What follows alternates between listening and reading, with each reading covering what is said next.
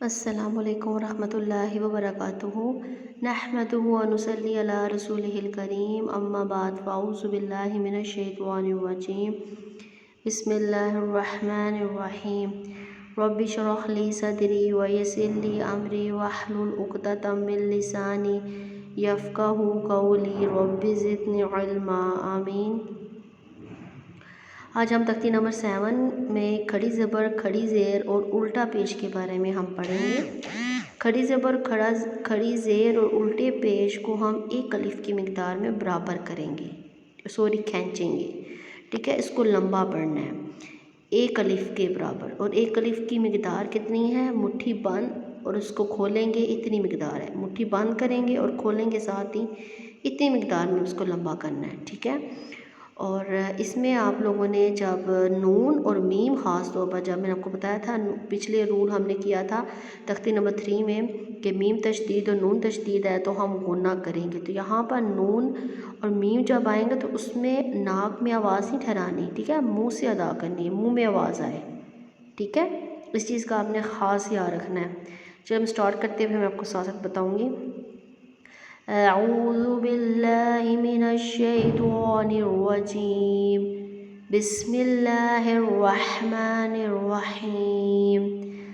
با کھڑی زبر با، بس اتنا لمبا کرنا ہے، ٹھیک ہے۔ با کھڑی زیر بی، با الٹا پیش بو، با بی بو، بس زیادہ لمبا نہیں کرنا، با بی اس طرح نہیں کرنا، با بی بو، ٹھیک ہے۔ یا کھڑی زبر یا کھڑی زیر یا الٹا پہ یو، یا یی یو۔ ادھر ایک رول اپلائی ہو رہا ہے لیکن وہ شاید آپ کو بھی صحیح سمجھ نہیں آئے کہ نیکسٹ انشاءاللہ ہم تختی نمبر 8 میں پڑھیں گے وہ، ٹھیک ہے۔ را کھڑی زبر را کھڑی زیر ری، را الٹا پیش رو، را ری رو۔ اچھا، اس میں آپ نے دیکھے تینوں حالتوں میں را جو ہے وہ پر نہیں ہے، دیکھیں گے آپ اس میں دیکھ بھی رہے ہیں کہ را گرین میں ہے، کھڑی زبر بھی گرین میں ہے، الٹا پیش بھی گرین میں ہے، لیکن جو علی زیر ہے نا کھڑی زیر وہ بلیک میں ہے، تو اس کو پر موٹا نہیں پڑھیں گے ہم لوگ، ٹھیک ہے۔ یہ تینوں حالتوں میں پر نہیں پڑھیں گے، اور جتنے بھی گرین ورڈ آ رہے ہیں ان کو ہم تینوں حالتوں میں پر ہی پڑھیں گے، ٹھیک ہے۔ میم کھڑی زبر ما، میم کھڑی زیر می، میم الٹا پیش مو، ما می مو۔ لام کھڑی زبر لا، لام کھڑی زیر لی، لام الٹا پیش لو، لا لی لو۔ واو کھڑی زبر وا، واو کھڑی زبر وی، واو الٹا پیش وو، وا وی وو۔ نون کھڑی زبر نا، نون کھڑی زیر نی، نون الٹا پیش نو، نا نی نو۔ حمزہ کھڑی زبر آ، حمزہ کھڑی زیر ای، حمزہ الٹا پیش او، آ ای او۔ ہا کھڑی زبر ہا، ہا کھڑی زیر ہی، ہا الٹا پیش ہو، ہا ہی ہو۔ عین کھڑی زبر آ، عین کھڑی زیر عی، عین الٹا پیش او، آ عی او۔ عین کا مخرج آپ نے پریکٹس کرتے رہیں جب تک آپ کا واضح نہ ہو، ٹھیک ہے۔ ہا کھڑی زبر ہا، ہا کھڑی زیر ہی، ہا الٹا پیش ہو، ہا ہی ہو۔ اب شاید ریکارڈنگ میں ایسے آواز آ رہی ہوگی لیکن یہ خلق سے ادا ہو رہی ہے، ٹھیک ہے۔ ہا جو ہے، اور منہ سے ہا نہیں نکالیں، جو منہ سے آپ ٹھنڈی سانس نکالیں گے نا ہا ہا ہا ہا، اس کی یہ آواز ہوگی، اور اس میں آپ کو نا شدت لانی پڑے گی، ٹھیک ہے۔ جو خلق سے ادا کریں گے وہ واضح بھی ہوگی اور وہ اس کا صحیح مخرج ہوگا۔ غائن الٹا پیش غو، غائن الٹا غائن سوری غائن غائن کھڑی زبر غو، غائن کھڑی زیر غی، غائن الٹا پیش غو، غو غی غو۔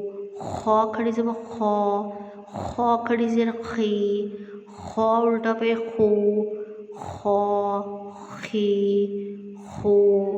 تا کھڑی زبر تا، تا کھڑی زیر تی، تا الٹا پیش تو، تا تی تو، سا کھڑی زبر سا، سا کھڑی زیر سی، سا الٹا پیش سو، سا سی سو. سا میں آپ کی بالکل بھی سیٹی کی آواز نہیں آئے گی، ٹھیک ہے، اس کی بھی آپ نے پریکٹس کرنی ہے. جیم کھڑی زبر جا، جیم کھڑی زیر جی، جیم الٹا پہ جو، جا جی جو. اچھا سا کا جو مخرج ہے نا وہ زبان کی نوک جب اوپر والے دونوں دانتوں کے کناروں سے لگے، جب آپ کناروں سے زبان کی نوک لگائیں گے نا تو آٹومیٹکلی آپ کی سیٹی کی آواز نہیں آئے گی. اور جب آپ صحیح مخرج پر زبان کی نوک سامنے دو دانتوں کے کناروں سے نہیں لگائیں گے تو آپ کی سیٹی کی آواز آئے گی. جیسے دیکھیں میں اب لگا رہی ہوں سامنے میں دو دانتوں کے کناروں کے ساتھ زبان کی نوک تو سیٹی نہیں آ رہی. سا سی سو. اور اگر نہیں لگاؤں گی تو ایسے آواز آئے گی سا سی سو. تو یہ سین کی آواز آ رہی ہے، سین میں سیٹی کی آواز ہے نا، تو یہ پھر سین میں کنورٹ ہو جائے گا، سا سے سین میں، جس سے کبیرہ غلطی ہو جاتی ہے. اگر ہم قرآن مجید کے حروف کو چینج کر دیتے ہیں ایک الفاظ کو دوسرے الفاظ کے ساتھ تو وہ پھر اس کا مخرج کی وجہ سے، ٹھیک ہے، الفاظ چینج کر دیتے ہیں تو اس کا مطلب چینج ہو جاتا ہے، لفظ چینج ہو جاتا ہے، تو اس سے پھر کبیرہ غلطی ہے، کیونکہ ہم قرآن مجید میں چینجنگ کر رہے ہیں. اس چیز کا آپ نے خاص خیال رکھنا ہے. یہ نہیں کہ آپ مخرج کو لائٹ لیں کہ مخرج ہیں بس کوئی اتنا مسئلہ نہیں. مخرج جو ہے اس کی وجہ سے آپ کے کچھ الفاظ میں اپوزٹ ہونے کی وجہ سے جن چیزوں سے آپ کو منع کہا جا رہا ہے، مطلب سیٹی کی آواز یا سیٹی کو روکنا ہے جس میں سیٹی لانی ہے، تو اس سے الفاظ چینج ہو جاتے ہیں دوسرے سے اور پھر وہ کبیرہ غلطی ہو جاتی ہے. دال کھڑی زبر دا، دال کھڑی زیر دی، دال الٹا پیش دو، دا دی دو. دال کھڑی زبر دا، دال کھڑی زیر دی، دال الٹا پیش دو، را ری زو. ٹھیک ہے، اور دال کا یہ مخرج بھی تھا والا ہے، اس میں بھی سیٹی کی آواز نہیں آئے گی. اگر اس میں سیٹی کی آواز آئے گی تو یہ دال زا میں چینج ہو جائے گا. ٹھیک ہے، زا میں سیٹی کی آواز، یہ بھی کبیرہ غلطی ہوگی. چلیں ہم ایک دفعہ روانی میں پڑھتے ہیں.